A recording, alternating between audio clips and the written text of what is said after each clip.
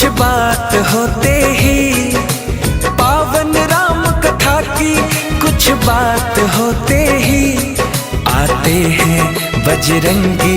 शुरुआत होते ही आते हैं बजरंगी, शुरुआत होते ही। छंद चौपाई दोहे कुछ पाठ होते ही आते हैं बजरंगी। शुरुआत होते ही आते हैं बजरंगी, शुरुआत होते ही।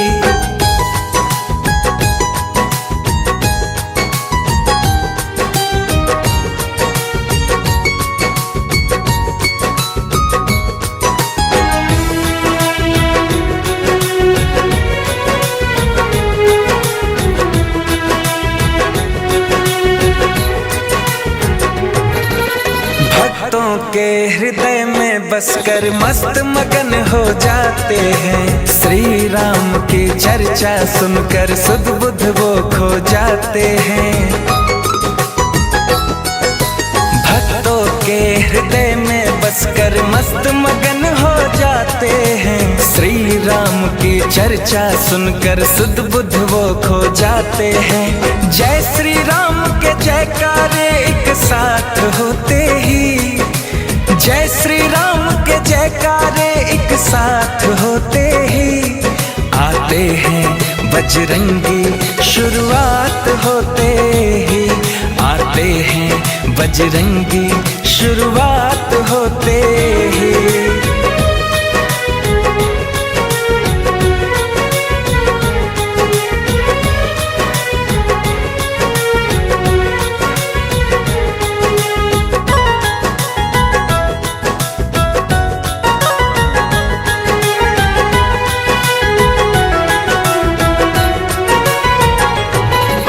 लगता है पहरे देते हैं घूम घूम के हवाओं में।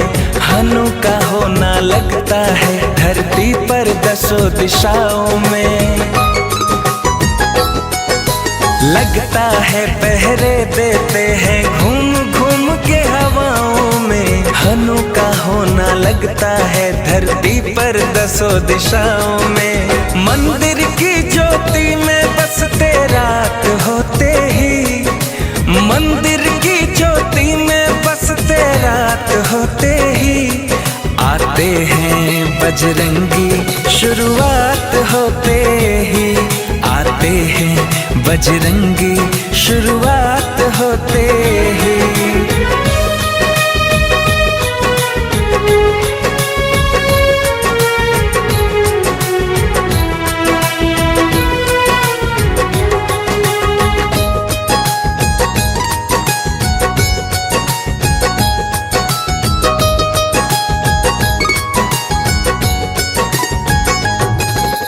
अनुपम कीर्ति है इनकी, श्री राम जी के दुलारे हैं। रोम रोम में राम है इनके, राम के ही गुण सारे हैं।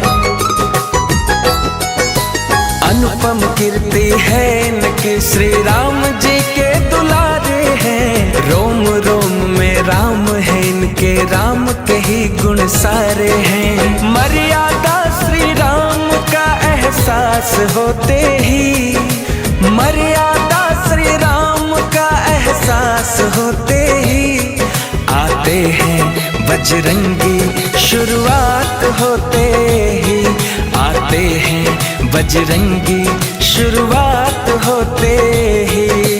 पावन राम कथा की कुछ बात होते ही, पावन राम कथा की कुछ बात होते ही आते हैं बजरंगी।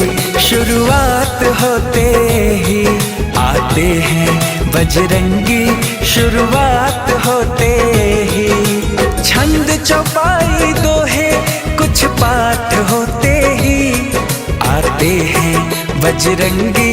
शुरुआत होते ही आते हैं बजरंगी, शुरुआत होते ही।